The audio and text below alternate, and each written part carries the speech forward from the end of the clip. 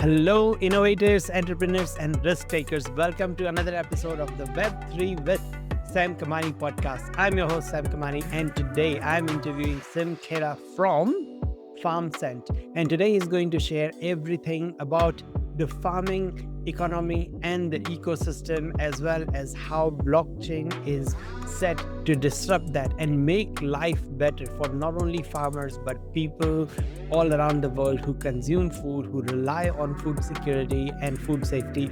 And he is going to share why Web3 technology, decentralization, and blockchain is gonna prove so essential in future for this, and how farmers, who are the ones who produce all the food, can benefit so much from this tech. So let's dig into this conversation. As always, nothing that we talk about here should be taken as investment advice, and please leave a review or a rating for this podcast after listening to this episode.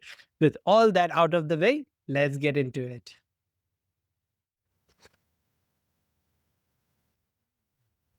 So, Sam, welcome to the show. Looking forward to interviewing you and learning more about Farmsent.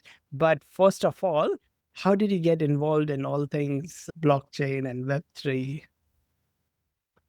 I always love that question. I was in electronics engineering school back in 2012, and a friend came to me. I had already heard about this thing called Bitcoin. It was a fringe thing. I think it was like 20 cents or something when I heard about it, but I ignored it. He came to me and he was like, man, you are a conspiracy theorist. You think the world is going the way that there's a new system that's going to be developed, and you should really look at this white paper as it defines the next stage of the internet and how computing is going to be connecting together. I read the Bitcoin white paper in 2012 and I was hooked from that point. But then in 2013, we had that run from $5 when I started paying attention to $200. Yes. And then we had a crash and we were like, oh, this is done. That was the Mt. Gox crash, if I remember, around that time. 2013 headed top and then it crashed. And then the Mt. Gox top happened at $1,200. Yes. And watching those happen, it just blew my mind. So from then, I got addicted, started evangelizing to people what it's all about. Yeah. Of course, at that time, they were like, you're completely bananas. And then one thing led to another. And then 2020, I came to Bali. And now I'm consulting governments and building projects on Farmsent. So it's a pleasure. Yeah, fantastic. And tell me a bit more about Farmsent and what problem you guys are solving. When you think about it, Web3 and blockchain has been this digital system that we've developed, right? We click buttons and buy dogs with hats on them and make a bunch of money. That's cute, but that's not really how we impact people's lives, right? So Farmsent is actually the first project that I've seen. That's why I got involved in it, where it's a marketplace that allows farmers to ship their food to places like the Middle East and get a much fairer price. Because right now, farmers produce the magic, the food, the abundance that we feed our kids. Yet the farmers get paid the least and the middlemen take all the money. Yeah. For us, it's like an Airbnb. Airbnb connects together real estate with people who want to buy it. We connect together food with people who want to buy it. That's the core of it. And then we have a bunch of DePIN sensors that are sensing the environment. So they're sensing forest, the land, hyperspectral satellite data, drones, sensing the environment to make sure the earth is being protected and not being destroyed through this agricultural activity, but also then giving quality data to the consumer and to countries and different stakeholders on what's going on in the productive capacity of the country itself. So it's a DePIN play. That data gets fed into an AI, so it has a bit of AI. But the core of the revenue generation is actually just shipping food and making sure kids are being fed globally. Very cool. The question is, why not just do this in a centralized way? Wouldn't that be easier? That's a really good question, actually. And we have done that on Web2 Rails for 5 years. It was called Beanboat for the past 5 years. We have been shipping coffee from Colombia in the same kind of model. Then we realized it actually lends itself to Web3 because we just believe that the abundance should be shared. It shouldn't be in these kind of centralized models. Secondly, it allows farmers to get involved in the investment process so they can actually grow their wealth over time and understand how to access these systems. And then the deep inside of things, data is the new oil and it's going to waste today. Yeah. And then you get into it that if we generate all this data from a forest, then we can use that data to prove the carbon sequestration capacity of the forest, which means we can generate carbon credits, which means we can show farmers how to generate money out of thin air from the data and get paid. So there's a whole bunch of potential to connect the people who are completely disconnected from this technology in a seamless way. Yeah, that does make a lot of sense. And decentralization gives so much more transparency, and it shows that, what is happening at every stage of the process. And we love knowing where our food's coming. I want to be able to track it. I want to know the chicken's name. I want to know how many friends the chicken had before I eat the chicken. Nowadays, this has become the thing. But also, it's so interesting taking this technology to the villages, right? I live in the village here in Bali. Yes. And I had the privilege of introducing everybody to Web3. And you would be surprised how engaged farmers are. And when we tell them, just click this button and you'll get some tokens. And to them, getting $20 of tokens, which grow into maybe $100, whatever it ends up being, they change it. Because they're like, wow, you showed me how to click this button, and you're telling me there's another button that I can ship my food to there, and you're going to give me 25% above market rate. Their minds are blown, and they are the most dedicated community members. But you know how a lot goes from the farm to the table? There's a very long supply chain, and there's so much logistics involved, and there's so many players involved. It's not that simple. How do you guys do it? How does it all work? Okay, this is a great question. So we don't ship, we don't mess with the supply chain, we don't do any of the logistics.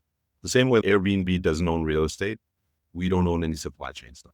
We're using the existing supply chain, the existing shippers, the existing people. It's just right now the way it works is the farmer usually goes to a local village loan shark to get a loan to fund his harvest. The loan is given at 20%, sometimes 30% interest rates, ridiculous interest rates. And then when the farmer has supply, he naturally just sells it back to the loan shark or some local guy who knows how to keep the prices low. Then that middleman consolidates supply and sells it to a small warehouse. That small warehouse sells it to a bigger warehouse. The bigger warehouse has a connection with a guy who has global shipping relationship. They then talk to a trade financier. The trade financier takes a piece. Then they finally get it onto a ship, and then it goes to a wholesaler who then sells it to a retailer. Yes. And there's usually multiple people sitting in between. Yes. So our goal is we have our platform. You click and add your supply in there. The trade financing is automatic. The paperwork is automatic. The buyer side is handled automatic. And then the order just goes out to the normal shippers, and whoever can deliver it most efficiently will be able to deliver. The first piece of the chain where it goes to the smaller, like a buyer, wholesale, I don't know, wouldn't that person still be involved? Won't they need to take it to the bigger warehouse and all that? So what we found is it depends on the societal structure of the country that we're working with. So here in Indonesia, farmers work through cooperatives, right? So those co-ops actually have the capacity to be able to deliver the food wherever they like, as long as they're engaged and as long as they're compensated. So to answer your question, some places, yes, the middleman might be the right person to do it. In most places, the middleman isn't the right person, because a lot of big conglomerates have basically a mafia of their own people that go out there and actually are controlling prices of different things. And they know to set a certain price, even though global prices are different. That might be the person, but more than likely the co-ops are going to be a better fit, because the value that we deliver to the co-ops goes into the village, and they know how to share every penny properly. I would like to share a little bit about my background, which I didn't share. So I live in New Zealand. I have done for the last 25 years. And New Zealand is one of the few developed countries where agriculture is the primary industry. It has only 5.5 million people, but it makes enough food for 40 to 80 million people. And then it exports a lot. So whether it's like the world's largest dairy is from New Zealand, insane amounts of wine, lamb, beef, honey, lots and lots of agriculture, lots of fruit that grows here, billions of dollars worth gets exported all around. And when I was a student, the only part-time jobs you get is the jobs in farms. So I've worked in multiple farms, from farms of every different type of fruit to different types of flowers that get exported around the world, to all sorts of things. And once again, it's cooperative type structure, and life of farmers is insanely hard. Does not matter which part of the world it is, whether it's India or Indonesia or here. And they have 4 a.m. starts and stuff, and sometimes even earlier than that. It's crazy hard work. And they're always very stressed, because There it might be loan sharks. Here it's like finance companies. It's the same thing. And then there's a weather related event and things get wiped out and they get in trouble. And farmer suicide is very big and all around the world because they're isolated, working alone and all that. They are already on so much mental stress. The last thing Mhm. you want is to learn one more new thing. How do you overcome that barrier? That's actually, it's a positive rather than negative because farmers produce the magic. They know they produce the magic. How crazy is it that they're the ones making the food, yet they're also finding it hard to feed their own families?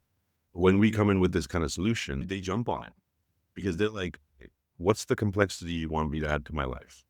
You Yes. don't want me to change my practices. You just want me to click this one button and sign up with my Google account, not even seed phrases. Yeah. We've done away with the complexity that exists. You have to Oh, abstract it out. yeah, no seed phrases, no weird wallet addresses, no gas fees, none of the complexity that you need to deal with. Just click this one button. Yes. You can make it. Okay, if you have supply, click this other button and you can list your supply and we'll go.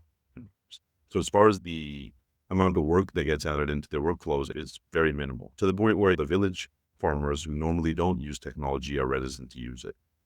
But the more important part to them is that they can access these global prices. So the Yes. token and all of the stuff is a side benefit to them. It'll take time to fully wake up to its potential. But it's just the fact that you can get me 25% more for my supply. They're very happy to do that. Yeah. Very cool. That does make sense.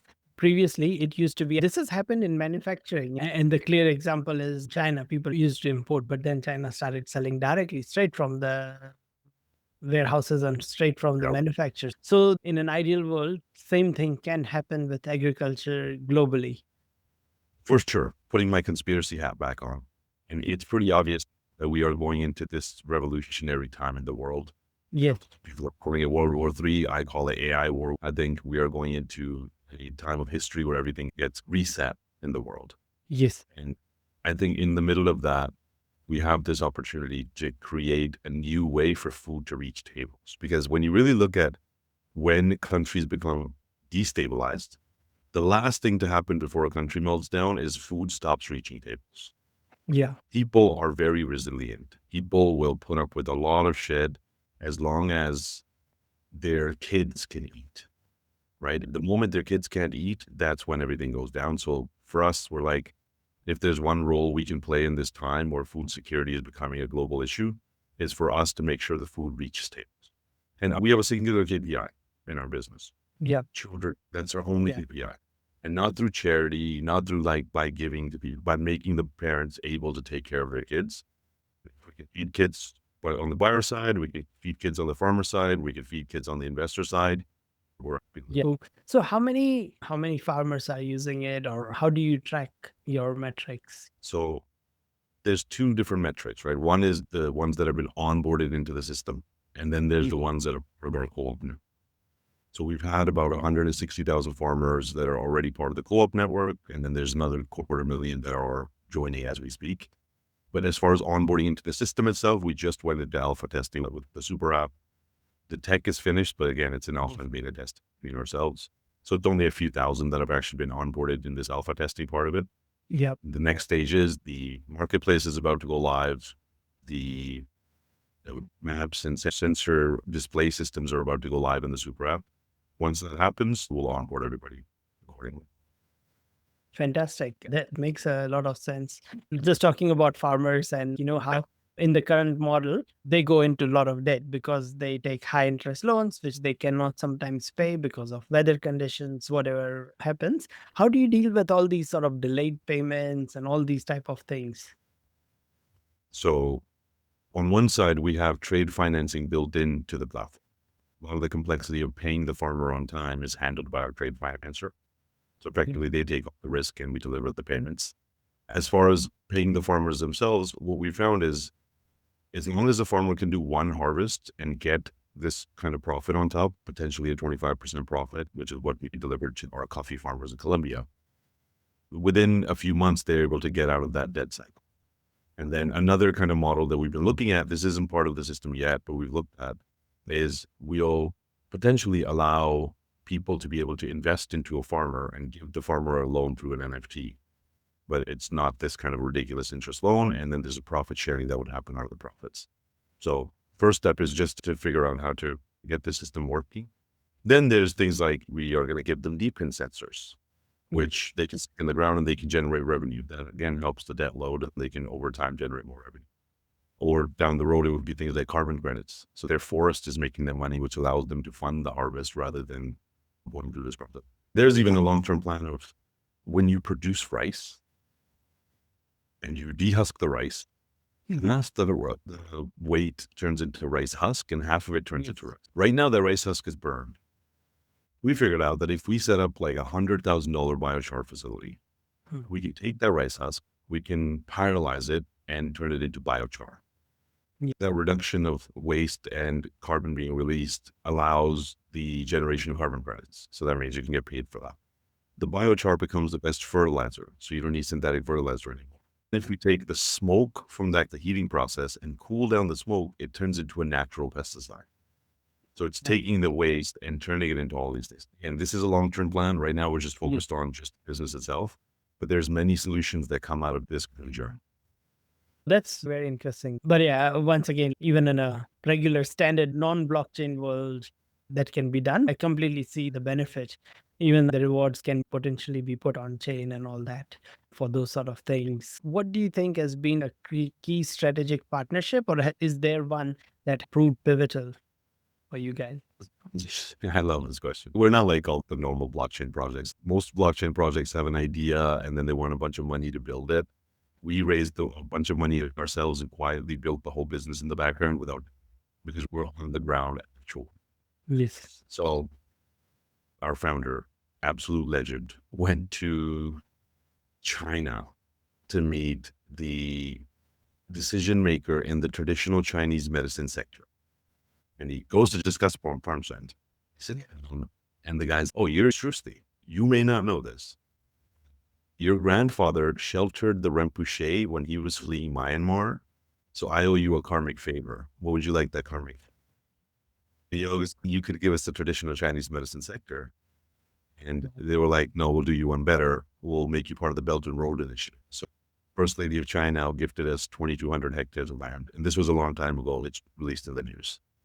We came to Indonesia and the president of Indonesia heard that this is happening. So his company reached out to us and offered us 3 million hectares of land that's productive but not producing to make productive as part of our ecosystem. Yeah. We just recently went to Dubai at Token 2049 and had the opportunity to speak with the sheikhs of Dubai and the sheikhs of Saudi, solve the food security problem by building vertical farms there and connecting them with the food supply that's over here. So the relationships that we have built with the leadership of the world are probably the most pivotal relationships that have been built, because food security has become such an issue that they're like, if you can do this, all doors are open. Unlimited amounts of money is available. Just make sure you can execute this within the next few years. Now, in the blockchain space, Peak Blockchain is absolutely our best relationship. I feel like they just operate at a whole different level. There's never a room that I go into with the Peak guys that there isn't some legendary people there. Oh, absolutely. I know Scott. I don't know if Scott worked for many years. This is before he was even part of Peak. This is when he was a musician. I know him since back in his musician days. Just somehow got connected with him somewhere. I don't even remember. This is pre-blockchain. Before he was even into blockchain and all this many years ago. I know Peak guys really well. Yeah, they're really good. That's how we got connected as well because of them. So yeah, highly recommend them. And Scott is actually, he's one of the advisors on Farmsent. So he just went to the Montana House and he petitioned them to change the regulations to allow projects like Farmsent to be considered infrastructure token rather than security token. So Montana is going through the process of changing the regulations. But Scott is an absolute legend, a master of going out there and changing the world. That's really good to hear. As you continue to build Farmsent, what challenges do you anticipate would be like the biggest challenge that you'll have to face or solve?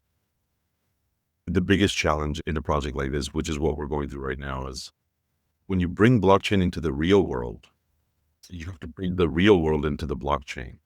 Yeah. And the thing is, it's not like we're building everything on blockchain because it's such a complex system that a lot of centralized systems, marketplaces, and a lot of stuff that's running on Web2 rails, the blockchain piece, and then the data feeding into the blockchain. I think that is the first biggest hurdle that we're facing, how to set up the workflows and the databases and the training systems to make sure the whole system's working. And I think the second challenge is just going to be the status quo. I think when you start to step on certain toes, you are taking on risks and you could get into trouble. Thankfully, we have the right people behind us and it's coming from a top-down kind of perspective, but I think that'll be something that we'll face down the road.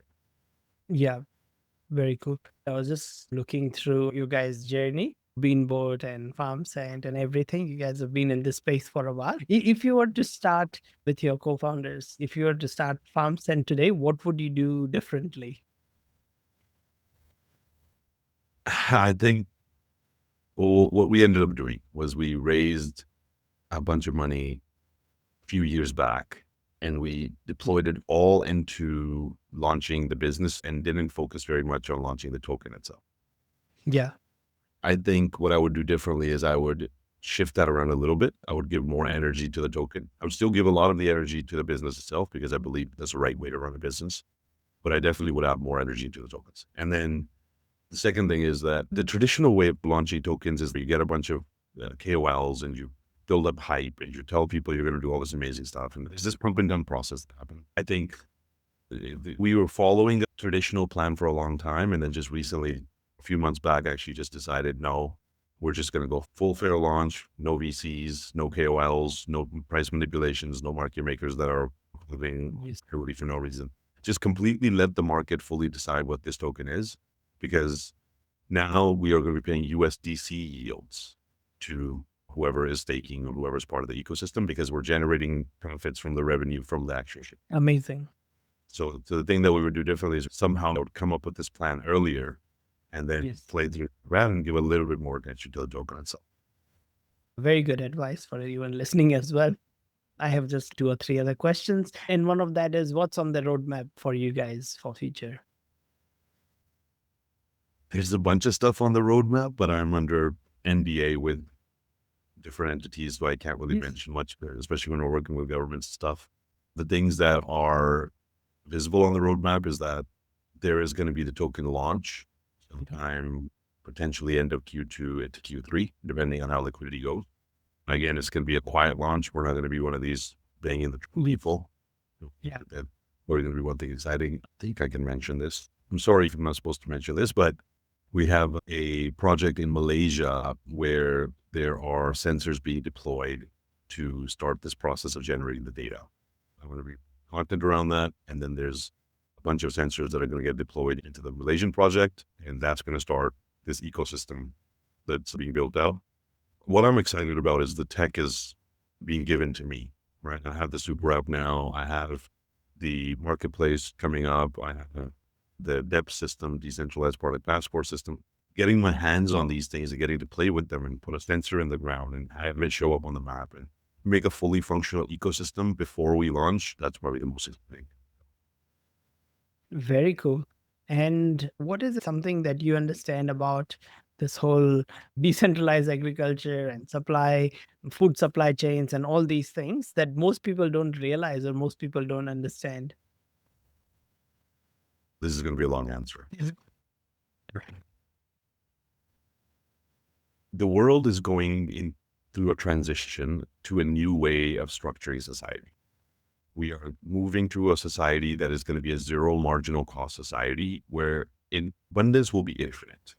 When you look at the future, when you look at productivity, it's productivity combined with resources, energy, productive units, and that's what creates the economy.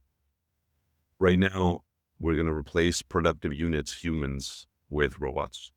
We have wisdom that's been made free.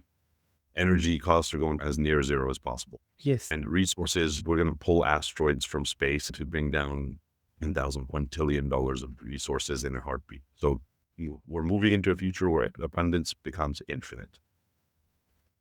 The way money works is also shifting.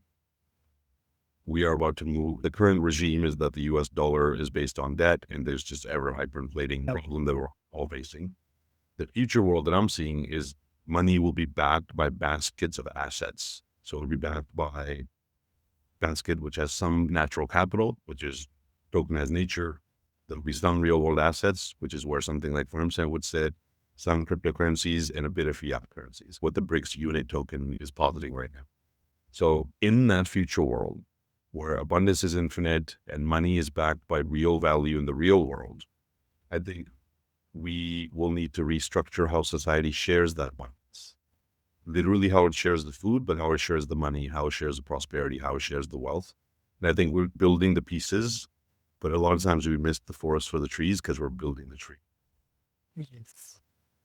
Very true. I agree with most of it, like with your vision, that is what is likely to happen. That we are moving towards more abundance as productivity increases, as energy costs go down. And I feel inflation adjusted energy costs have gone down considerably compared to 50 years ago, 80 years ago, 100 years ago. How much does energy cost now compared to back then? If you adjust to inflation, they are going to zero. I can definitely see that. And a lot of the productivity is linked to access to energy. So yeah, I do see that. It is a very interesting future we are going towards. And you guys have got a very big vision on enabling a lot of these things. So this is my final question. What is your ask? Are you guys looking for funding, whether it's through venture or other ways, or are you guys looking to hire or anything else? Feel free to share. Yeah, we have an overabundance of money. As a matter of fact, we're being offered all the time. We're focused on making sure we don't take the wrong money because we're not interested in short-term pump and dumpers. Most VCs tend to be numbers focused and growth rather than actual business stuff. So we're like, no, thank you. If you are somebody who believes in the mission and can understand long-term that we are not going to price manipulate, and if this thing goes down 99.99% and the market sets a fair floor there, then that's where the floor is. Yeah. Sure. So if you're somebody who would like to come along the journey, we'd love to have genuinely dedicated souls. Our ask is, if you're somebody who sees the problem, maybe has the skill sets to solve those problems, maybe has energy to deploy, maybe you have a network that you can add into this, maybe you have relationships in countries you can add into stuff, kind of what you were talking about, right? In New Zealand, if you're doing all this stuff, you probably have a network. I think time and energy and skill sets are the most valuable to us. And just come along and join the journey. We're building a Farmsent cinematic superhero universe because we're turning farmers into superheroes. That's right. There's a lot that's going to be coming out. That you could become one of the champions, you can become one of the superheroes, you can go out and inspire people, whatever your skill set is. Because I'm a firm believer that in this infinite abundance future where money as a concept leaves most people's reality, we will need to live a life where we are living according to the calling that we have within, whatever that purpose is. So if you're somebody who's found that purpose and genuinely wants to deploy that purpose towards this, come with us because we're just a bunch of hyper dedicated, crazy people who think we can actually change them. Oh, that's amazing. That's a fantastic way to end on that note. But what I'll do is I will put links to everything that you guys are doing in the show notes, description, comments on every platform that this is going to go out on. So thank you so much for your time and sharing your guys' vision and how you guys are creating impact pretty much around the world. Thank you for your time and energy, and thank you for listening. Cheers. Thank you so much for tuning in and listening or watching this episode of the Web3 with Sam Kamani podcast. By now, you know the drill. Leave a comment or share this episode with a friend and leave a review. I would love to hear from you. So that's why my DMs are open. Reach out to me, especially if you are a founder building a product in Web3.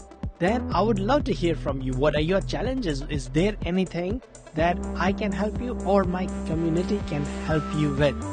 Thank you once again and wish you best of luck in building your startup or your project.